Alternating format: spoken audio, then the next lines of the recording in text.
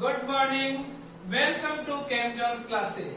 देखिए हम लोग स्टडी कर रहे थे halo alkane and halo arene की, और हमने शुरू किया था हेलो एल्केन्स।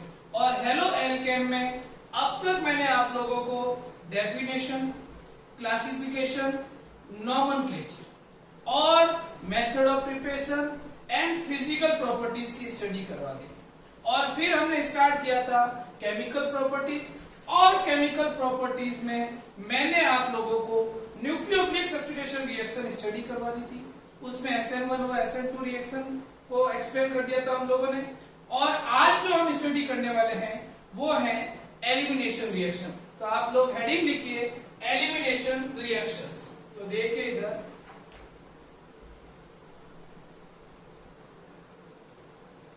आज जो अपना टॉपिक है वो है आपका एलिमिनेशन रिएक्शंस। अब देखिए एलिमिनेशन रिएक्शंस हम स्टार्ट करें, हेलो एल्केन में एलिमिनेशन रिएक्शंस कैसे होती है उसको स्टडी करें।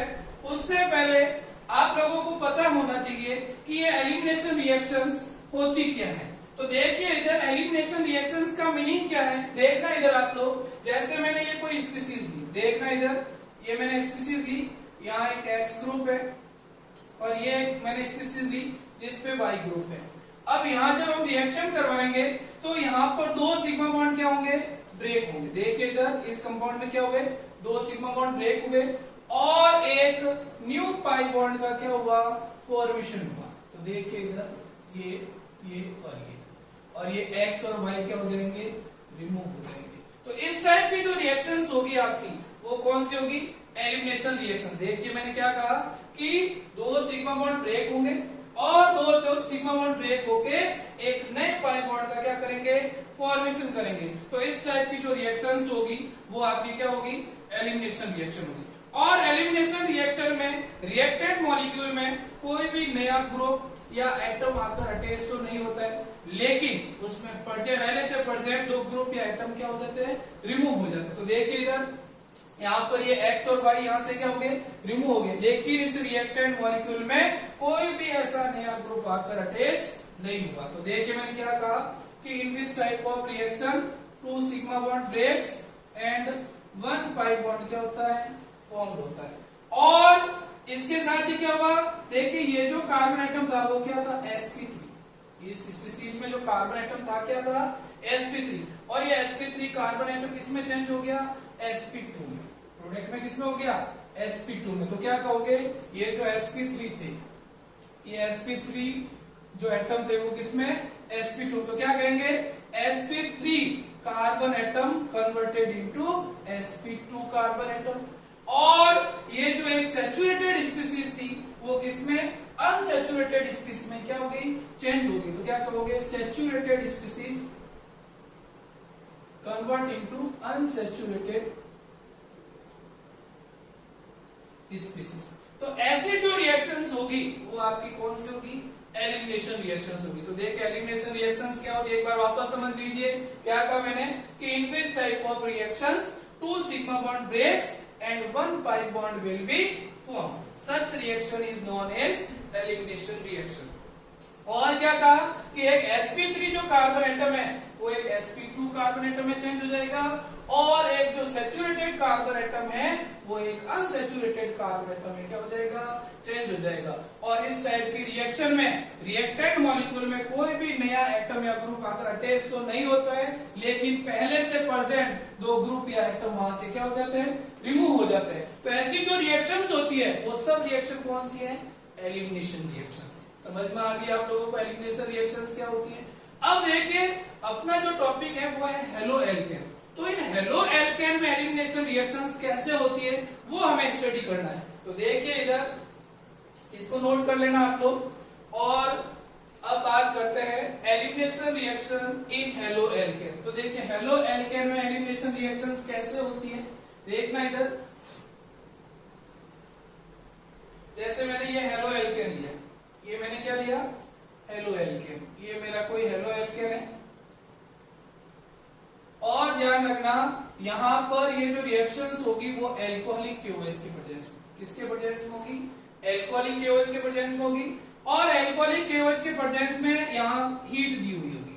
जब ऐसा वहां दिया हुआ हो तो वहां पर हमेशा रिएक्शंस कौन सी होगी, एलिमिनेशन रिएक्शन। कौन सी होगी, एलिमिनेशन रिएक्शन। तो देखिए यहां जब एलिमिनेशन रिएक्शन होगी तो यहां से ये H और ये X ये दोनों रिमूव हो जाएंगे और ये दोनों रिमूव होके यहाँ पर क्या करेंगे, एल्कीन का फॉर्मेशन करेंगे। और ये जो HX रिमूव हुआ वो एल्कोहलिक KOH, जैसे यहाँ क्या लिया, एल्कोहलिक KOH।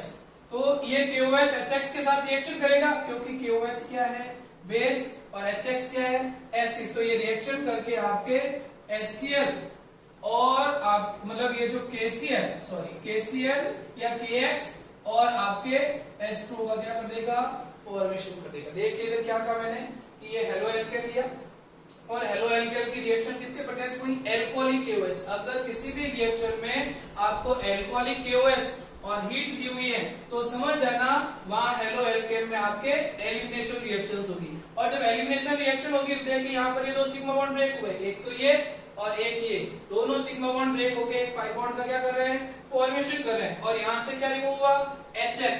अब ये HX जो है एक एसिड है और KOH क्या आता है, बेस है। दोनों आपस में रिएक्शन करके क्या हो जाएंगे, न्यूट्रलाइज हो जाएंगे और क्या बनाएंगे, KX और H2O का क्या कर देंगे, फॉर्मेशन कर देंगे। अब देखिए इस रिएक्शन में हमेशा हैलोजन के बीटा पोजीशन पर प्रेजेंट, देखिए इधर क्या कहा कि जिस कार्बन से हैलोजन जुड़ा है उस कार्बन को क्या बोला, अल्फा, उसके पास वाला क्या है, बीटा। समझना इधर। तो मैं क्या कह रहा हूं कि हेलो एल्केन में एलिमिनेशन रिएक्शन के ड्यूरिंग हमेशा हैलोजन के बीटा पोजीशन पर प्रेजेंट H का क्या होता है, एलिमिनेशन होता है। इसलिए इन रिएक्शन को बीटा एलिमिनेशन रिएक्शन क्या कहते हैं, बीटा एलिमिनेशन रिएक्शंस। देखिए इधर क्वेश्चन पूछा जा सकता है बीटा एलिमिनेशन रिएक्शंस क्या है, तो आप क्या कहोगे कि in halo alkane the beta hydrogen atom will be removed during the elimination reaction, so it is also known as beta elimination reaction। मतलब इन रिएक्शन में हमेशा हाइड्रोजन के बीटा स्थिति बीटा कार्बन एटम पर प्रेजेंट हाइड्रोजन का क्या होता है, एलिमिनेशन होता है। इसलिए इसे क्या कहते हैं, बीटा एलिमिनेशन रिएक्शन भी कहते हैं। और एक चीज ध्यान रखना, इन रिएक्शन में हाइड्रोजन और हेलोजन दोनों एलिमिनेट होते हैं, इसलिए इसे dehydrohalogenation, it is also known as dehydrohalogenation reaction, dehydrohalogenation reaction. देखिए इधर इनको और क्या कहते हैं, इन्हें डीहाइड्रोहेलोजिनेशन रिएक्शन भी कहते हैं। ऐसा क्यों कहते हैं, क्योंकि इन रिएक्शन में हाइड्रोजन और हेलोजन दोनों क्या होते हैं, एलिमिनेट होते हैं। समझ में आ गया आप लोगों को। तो हेलो एल्केन में एलिमिनेशन रिएक्शंस कैसे होती है, क्या कहोगे कि when halo alkane treated with alcoholic H in KOH in presence of heat, then hydrogen and halogen will be eliminated and form alkene। such type of reactions are known as elimination reaction। और इन रिएक्शन में क्या हुआ, दो sigma bond break हुए और एक pi bond का क्या हुआ, फॉर्मेशन हुआ। और इन रिएक्शन में हमेशा हाइड्रोजन के बीटा कार्बन एटम पर प्रेजेंट हाइड्रोजन क्या होती है, एलिमिनेट होती है। इसलिए इन रिएक्शंस को क्या कहते हैं, बीटा एलिमिनेशन रिएक्शन भी कहा जाता है। और इन रिएक्शन में हाइड्रोजन और हेलोजन दोनों क्या होते हैं, एलिमिनेट होते हैं। इसलिए रिएक्शन कौन सी है, डीहाइड्रोहेलोजिनेशन रिएक्शन भी कहलाती है। अब देखिए क्वेश्चन ये है कि अगर किसी भी हेलो एल्केन में more than one type of beta H present हो, सुनना ये इंपॉर्टेंट लाइन है कि अगर किसी भी हेलो एल्केन में more than one type of beta H क्या हो, प्रेजेंट हो और उनकी एल्कोहलिक KOH के प्रेजेंस में रिएक्शन करवाई जा रही है, तो आपको पता है कि वहां एलिमिनेशन रिएक्शन होगी। और वहां पर अगर more than one type of beta H है तो more than one type of alkene बनने की पॉसिबिलिटी होगी, मतलब एक से ज्यादा प्रकार के एल्कीन बनने की पॉसिबिलिटी होगी। तो उस कंडीशन में कौन सी एल्कीन प्रीडोमिनेटली बनेगी या एज ए मेजर प्रोडक्ट बनेगी, उसको स्टडी करने के लिए अपन एक रूल काम में लेते हैं और उस रूल को कहते हैं सेट-जेप रूल। अब ये सेट-जेप रूल क्या होता है, तो इसको समझते हैं। देखिए इधर, तो देखिए ये तो आपको समझ में आ गया होगा। अब हम बात करते हैं सेट-जेप रूल की।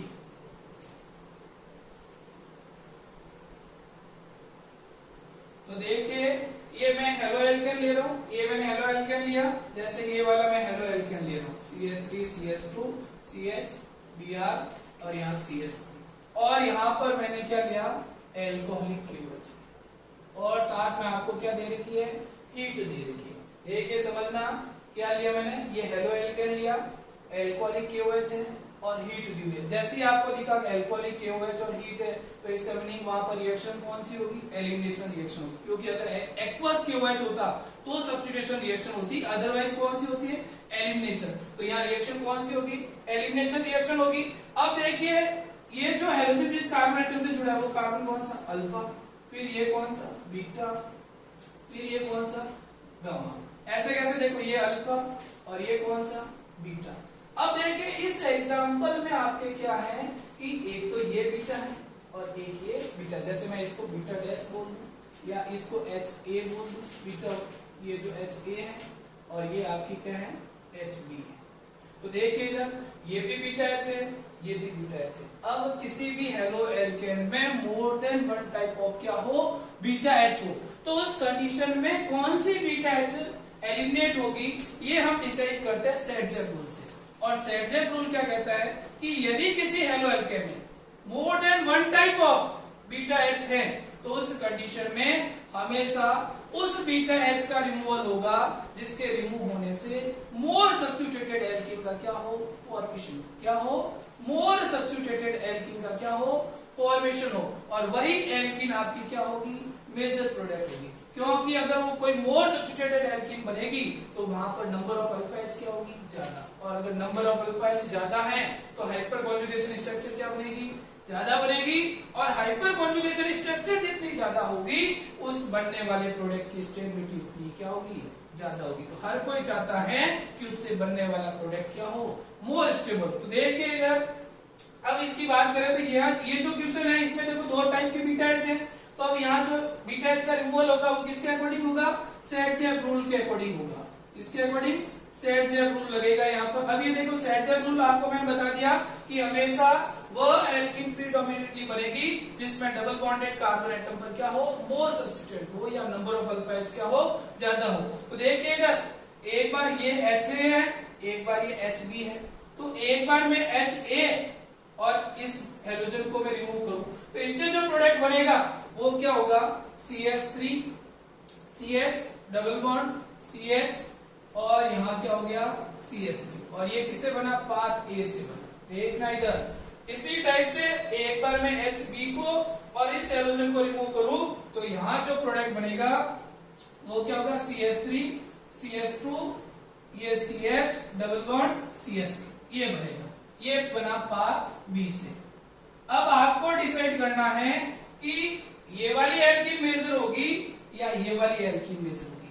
अगर किसी भी हेलो एल्केन में टू टाइप के एल्कीन बनने की पॉसिबिलिटी हो एलिमिनेशन रिएक्शन के दौरान, तो आप हमेशा इसका जो सिलेक्शन करते हो कि कौन सी मेजर बनेगी वो किससे करते हो? सेट-जेप रूल से। तो देखो सेट-जेप रूल आप लोगों को मैंने बताया कि वह एल्कीन प्रीडोमिनेटली बनेगी जिसमें डबल बॉन्डेड कार्बन एटम पर क्या हो? सब्सटेंट ज्यादा हो। तो देखिए इधर ये डबल बॉन्डेड कार्बन एटम यहाँ सब्सटेंट कितने हैं? 1 और 2 और इस डबल बॉन्डेड कार्बन एटम पर सब्सटेंट कितना है? 1। तो देखिए इस पे 2 सब्सटेंट, इस पे कितना? 1 सब्सटेंट। दैट मींस जब पाथ A वाली HA जब रिमूव होती है बीटा H तो यहाँ जो एल्कीन बनती है उस पर 2 सब्सटेंट आते हैं। कितने? 2 सब्सटेंट। और जिस पर ज्यादा सब्सटेंट आएंगे वो हमेशा क्या होगी? आपकी मेजर। वो कौन सी? मेजर। और ये आपकी कौन सी होगी? माइनर होगी। तो देखिए ये तो आपका क्या है? सेट-जेप प्रोडक्ट है। ये तो आपका क्या है? ये सेट-जेप प्रोडक्ट है आपका। और ये जो है वो आपका है हॉफमैन। और आप ध्यान रखना कि ये तो 80% फॉर्म होगा और ये आपका कितना होगा? 20%। समझ में आ गई आप लोगों को? ये क्यों हुआ ऐसा?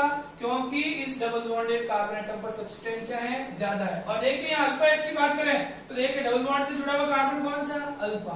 यहाँ भी डबल बॉन्ड से जुड़ा हुआ, इस डबल बॉन्ड से जुड़ा हुआ कार्बन कौन सा? अल्फा। देखिए इस अल्फा कार्बन पे H कितनी है? 3। इस पर अल्फा H कितनी है? 3। तो टोटल अल्फा H कितनी हो गई यहाँ? 6। यहाँ अल्फा H कितनी है? 6। और इसमें बात करें तो देखिए इस डबल बॉन्डेड कार्बन से जुड़ा हुआ कार्बन कौन सा? ये अल्फा। इस पे अल्फा H कितनी है? 2। तो इससे यहाँ अल्फा H कितनी आएगी? 2। देखिए एक तो ऐसा प्रोडक्ट बना जिसमें अल्फा H कितनी है? 6 और एक ऐसा बना जिसमें अल्फा H कितनी है? 2।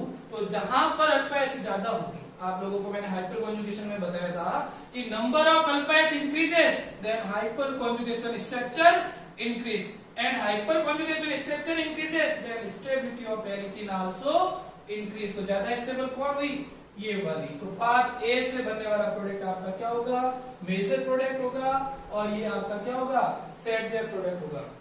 और पाथ बी से बनने वाला आपका माइनर प्रोडक्ट होगा, और ये ऑफमॉन प्रोडक्ट होगा, और ये कितना बनेगा 20%। समझ में आ गई आप लोगों को। जब मोर देन 1 बीटा एच दी हुई हो तो उस कंडीशन में आप कैसे क्वेश्चन को सॉल्व करते हैं, तो वहां हमेशा सेट रूल लगेगा। इस चीज का आप लोग ध्यान रखें। देखिए इससे रिलेटेड एक एग्जांपल मैं और ले रहा हूं, देखना इधर। जैसे एक एग्जांपल में और ले रहा हूं,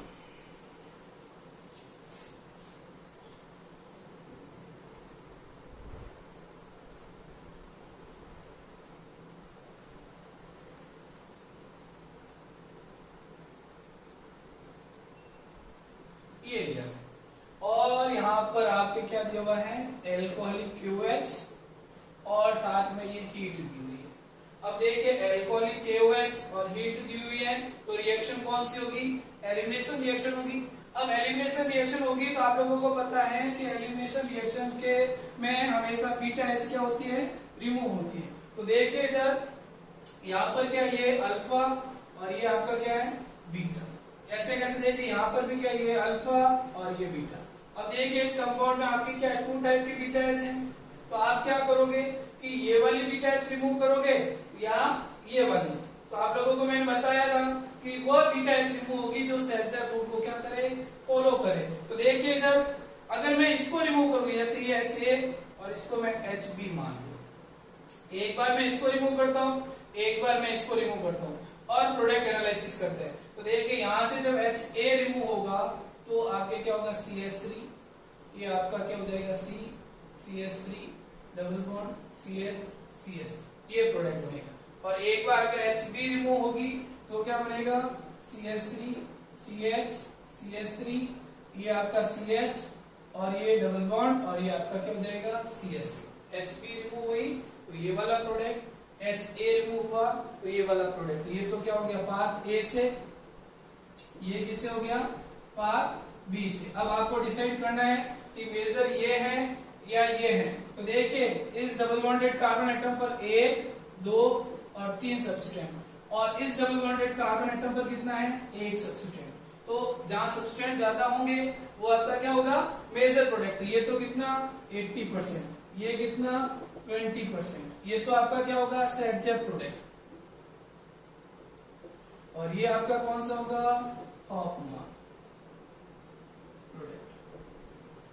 और ये आपका क्या है, मेजर प्रोडक्ट, और ये आपका क्या है, माइनर प्रोडक्ट। बिकॉज यहाँ अल्फा कितनी, देखो ये भी अल्फा, अल्फा और अल्फा, डबल बॉन्ड से जुड़ा हुआ कार्बन कौन सा, अल्फा। तो यहाँ अल्फा कितनी 3 और 3 6 और यहाँ 9। तो अल्फा कितनी हुई, यहाँ 9। और यहाँ अल्फा कितनी है, यहाँ पर अल्फा है 1। तो एक में तो अल्फा 9 है, एक में 1 है। तो जहां अल्फा ज्यादा होगी वहां हाइपर कॉन्जुगेशन स्ट्रक्चर ज्यादा होंगे, और जहां हाइपर कॉन्जुगेशन स्ट्रक्चर ज्यादा होंगे वो प्रोडक्ट आपका क्या होगा, मेजर होगा, क्योंकि उस प्रोडक्ट की स्टेबिलिटी क्या होगी, ज्यादा होगी। समझ में आ गई आप लोगों को, ठीक है। अब देखिए ये तो हो गई आपके elimination reactions in halo alkane. बिल्कुल सिंपल रिएक्शंस थी, बस आपको ध्यान रखना है कि ये जो है एल्कोहलिक KOH के प्रेजेंस में होती है, हीट दिया हुआ होता है, और इसमें हमेशा हेलोजन के बीटा पोजीशन पर प्रेजेंट हाइड्रोजन क्या होती है, एलिमिनेट होती है, इसलिए इन्हें बीटा एलिमिनेशन रिएक्शंस भी कहते हैं। और इन रिएक्शन में हाइड्रोजन और हेलोजन दोनों एलिमिनेट होते हैं, इसलिए इन्हें डीहाइड्रो हेलोजिनेशन रिएक्शंस भी कहते हैं। और एक चीज ध्यान रखना कि इन रिएक्शन में हमेशा सेट प्रोडक्ट क्या बनता है, मेजर प्रोडक्ट बनता है। मतलब अगर कोई भी ऐसा एलो एल्केन है जिसमें more than 1 type of beta H है, तो उस कंडीशन में उस बीटा एच का एलिमिनेशन होगा, जिसके एलिमिनेशन होने से मोर सब्स्टिट्यूटेड एल्कीन का क्या हो, फॉर्मेशन हो, या ऐसी एल्कीन का फॉर्मेशन हो जिसमें नंबर ऑफ अल्फा एच क्या हो, ज्यादा हो। तो वो एल्कीन आपकी क्या होगी, प्रीडोमिनेटली बनेगी। समझ में आ गई आप लोगों को। अब देखिए ये एलिमिनेशन रिएक्शंस होने के बाद में अब मैं आप लोगों को सब्स्टिट्यूशन रिएक्शन और एलिमिनेशन रिएक्शंस से के कुछ क्वेश्चन सॉल्व करा रहा हूं। कि एग्जाम में कैसे क्वेश्चन पूछे जाते हैं, सब्स्टिट्यूशन रिएक्शन के कैसे क्वेश्चन पूछे जाते हैं और एलिमिनेशन रिएक्शन के कैसे क्वेश्चन पूछे जाते हैं। तो अब हम कुछ प्रॉब्लम सॉल्व कर रहे हैं जैसे, और अभी सीबीएसई बोर्ड एग्जाम में जैसे एमसीक्यूज ऑब्जेक्टिव टाइप के क्वेश्चन भी आते हैं, तो वो क्वेश्चन कैसे बनते हैं तो देखिए एक बार ऐसी प्रॉब्लम्स आप सॉल्व कर लें। तो देखिए इधर जैसे मैंने एक क्वेश्चन दिया, क्वेश्चन है which one of the following are more reactive towards SN1 reaction. देखिए इधर ये मैंने क्वेश्चन दिया है, मैंने क्या कहा कि फॉलोइंग में से SN1 रिएक्शन के लिए ज्यादा रिएक्टिव कौन है, और इसमें जो ऑप्शन मैंने दिया आप लोगों को, एक बार दिया मैंने ये दिया, एक बार मैंने आप लोगों को ये वाला दिया, एक बार मैंने आपको ये वाला दिया, और एक बार मैंने ये वाला।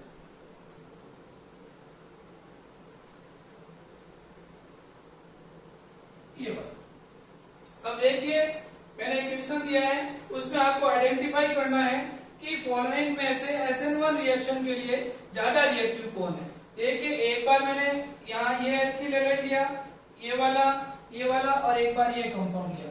अब इन कंपाउंड में आपको डिसाइड करना है कि SN1 रिएक्शन कहाँ फर्स्ट होगी। तो आप लोगों को जब मैंने SN1 रिएक्शन स्टडी करवाई थी तो मैंने आप लोगों को बताया था कि SN1 रिएक्शन हमेशा वहां फर्स्ट होगी जहां बनने वाला इंटरमीडिएट क्या हो, ज्यादा स्टेबल हो। तो देखिए अभी अपन देखते हैं इसमें कि इनमें से कौन सी स्पीशीज में बनने वाला इंटरमीडिएट ज्यादा स्टेबल है। तो देखिए एक बार मैंने ये लिया, जैसे इसके सॉल्यूशन की बात करें, एक बार मैंने लिया CH3Cl,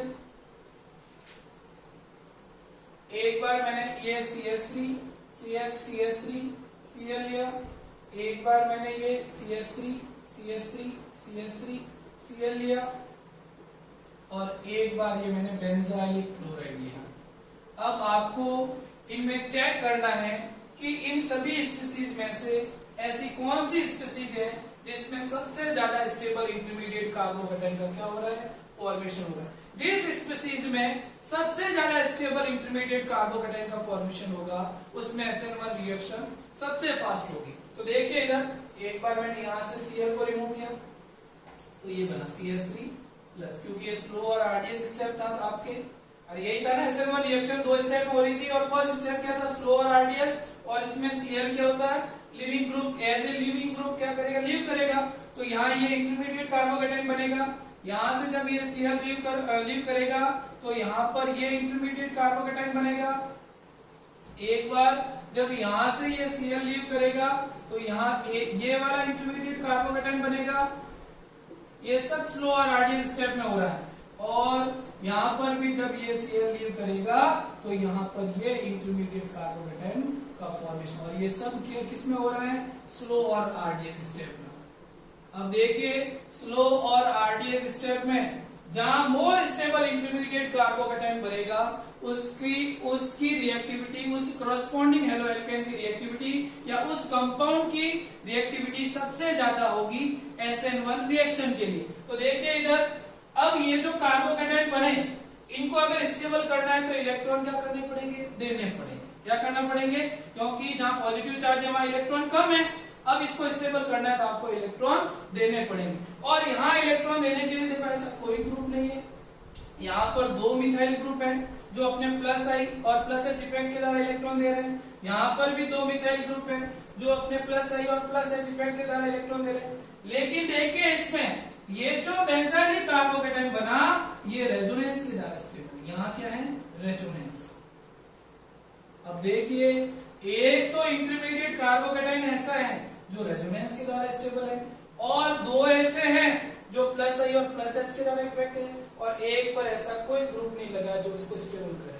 तो हमेशा ध्यान रखना resonance is dominant over hyperconjugation and hyperconjugation is dominant over inductive. मतलब अगर कोई भी इंटरमीडिएट कार्बोकेटाइन है तो अगर कहीं पर अगर रेजोनेंस लग रहा है तो सबसे ज्यादा स्टेबल होगा रेजोनेंस वाला, उसके बाद में होता है हाइपर कॉन्जुगेशन वाला और सबसे कम स्टेबल होता है इंडक्टिव इफेक्ट वाला। तो देखिए ये जो है ये बेंजाइलिक कार्बोकेटाइन बना, ये रेजोनेंस के द्वारा स्टेबल है, तो दैट मींस ये हुआ कि ये सबसे क्या है मोर स्टेबल है। अगर ये मोर स्टेबल है तो करस्पॉन्डिंग इस एल्किल हैलाइड की रिएक्ट इस जो कंपाउंड की रिएक्टिविटी भी क्या होगी सबसे ज्यादा होगी। क्यों होगी?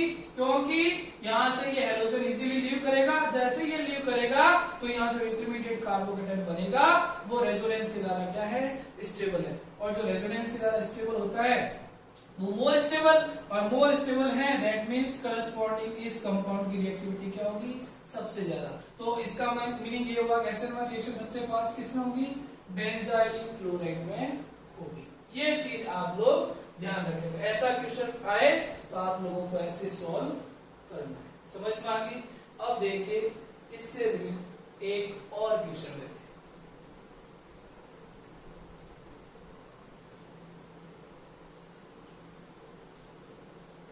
अब जैसे मैं जो नेक्स्ट क्वेश्चन ले रहा हूं वो ये है कि which one of the following are more reactive towards SN2 reaction. देखिए क्वेश्चन क्या है कि which one of the following are more reactive towards SN2 reaction, और इसमें जो ए ऑप्शन है आपका वो है ये वाला,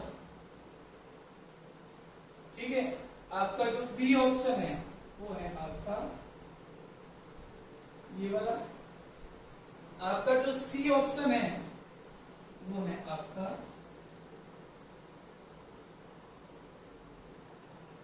ये वाला, और आपका जो डी ऑप्शन है वो है आपका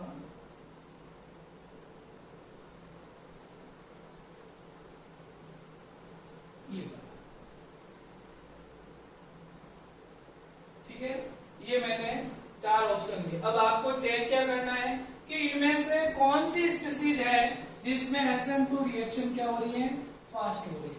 तो देखिए मैंने आप लोगों को जब SN2 रिएक्शन स्टडी करवाई थी तो वहां पर आप लोगों को बताया था कि SN2 रिएक्शन हमेशा वहां फास्ट होगी जहां स्ट्रिक्ट हिंड्रेंस कम हो, जहां बैक साइड अटैक क्या हो इजीली हो। तो देखिए इधर पहले तो ये जो एल्किल हैलाइड आपका है वो कौन सा है 1 डिग्री, फिर देखिए ये वाला जो है वो कौन सा है 2 डिग्री, फिर देखिए ये वाला जो है वो भी कौन सा 2 डिग्री, और फिर जो ये वाला है वो कौन सा है 3 डिग्री। आप लोगों ने ऐसे डिसाइड कर लिया कौन सा 1 डिग्री है कौन सा 2 डिग्री है। अब देखिए मैंने आप लोगों को क्या कहा था कि जहां स्ट्रिक्ट हिंड्रेंस कम वहां बैक साइड अटैक क्या होगा इजीली होगा। तो आप लोगों को पता है कि 1 डिग्री हेलो एल्केन में सबसे कम स्ट्रिक्ट हिंड्रेंस होता है, वहां बैक साइड अटैक क्या होता है सबसे इजीली होता है, क्योंकि आप लोगों को जब रिएक्टिविटी का ऑर्डर बताया था तो क्या था 1 डिग्री 2 डिग्री 3 डिग्री, ये था SN2 में। तो इसका मीनिंग ये होगा कि सबसे ज्यादा रिएक्टिव कौन होगा ये वाला, तो आंसर क्या हो जाएगा ए। समझ में आ गई? सिंपल क्वेश्चन था, आराम से हो जाएगा ऐसा। अब देखिए एक क्वेश्चन में और ले रहा हूं। अब ये तो ऑब्जेक्टिव टाइप के क्वेश्चन आए तो इस टाइप से आपके क्वेश्चन पूछे जा सकते हैं, या फिर देखिए एक क्वेश्चन में और ले रहा हूं कि और कैसे क्वेश्चन बनता है SN1 SN2 पर। तो देखिए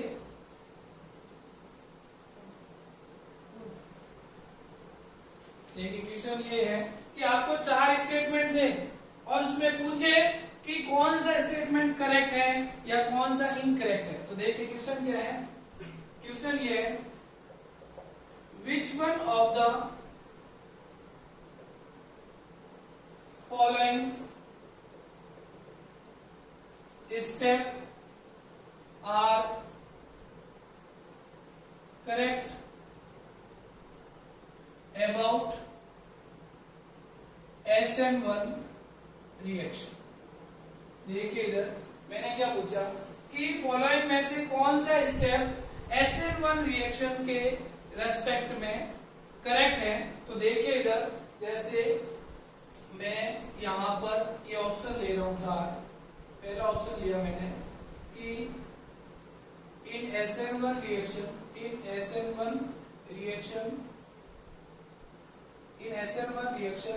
optically active substance gives racemic mixture. पहला स्टेटमेंट ये है। दूसरा स्टेटमेंट ये है,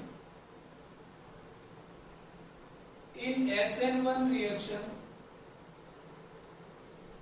reactivity of haloalkanes are 3 degree, 2 degree, 1 degree. और फिर मैंने कहा कि इन SN1 reaction intermediate carbocation will be formed। और लास्ट लिखा मैंने जो है all of these। अब देखिए ऐसा क्वेश्चन आ गया, आपको इनमें से सिलेक्ट करना है कि इन स्टेटमेंट में से कौन सा स्टेटमेंट SN1 रिएक्शन के रेस्पेक्ट में करेक्ट है। तो देखिए जो पहला ऑप्शन है उसमें मैंने क्या लिखा कि इन SN1 reaction optically active substance gives racemic mixture. तो आप लोगों को मैं बताया था कि अगर SN1 रिएक्शन में आपका जो सब्सटेंस लिया है, आपने जो स्टार्टिंग मटेरियल लिया है वो ऑप्टिकली एक्टिव है, तो उससे जो प्रोडक्ट बनेगा वो आपका क्या होगा, रेसिमिक मिक्सचर होगा। दोनों प्रोडक्ट इक्वल अमाउंट में बनेंगे। तो ये पहला स्टेटमेंट तो करेक्ट है।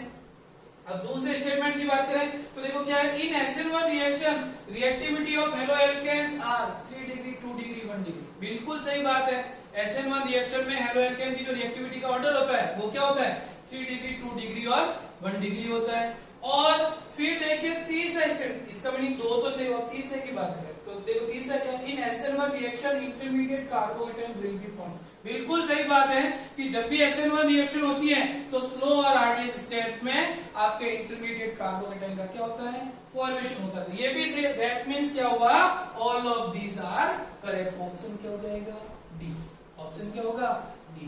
ये क्या होगा, करेक्ट। तो एक आपके ऐसे स्टेटमेंट टाइप के क्वेश्चन आपको पूछे जा सकते हैं। तो ऑब्जेक्टिव में कैसे कैसे क्वेश्चन बनते हैं आप लोगों को समझ में आ गया। ऐसे SN2 के भी स्टेटमेंट बना सकता है, रिएक्टिविटी के ऑर्डर पूछ सकता है, या रिएक्टिविटी के ऑर्डर आपको अरेंज करा सकता है। समझ में आ गई। तो आप लोग इस टॉपिक को अच्छे से स्टडी कर लेना और आगे नेक्स्ट क्लास में हम जो है हेलो एरिस को स्टडी करेंगे। इसमें एक लास्ट रिएक्शन बची है, वो जो है रिएक्शन विद मेटल्स और रिडक्शन रिएक्शन, वो करके हम बात करेंगे हेलो एरेंस की। तो आप लोग अच्छे से नोट्स प्रिपेयर कर लें और हमारे YouTube चैनल को सब्सक्राइब करें, शेयर करें और लाइक करें।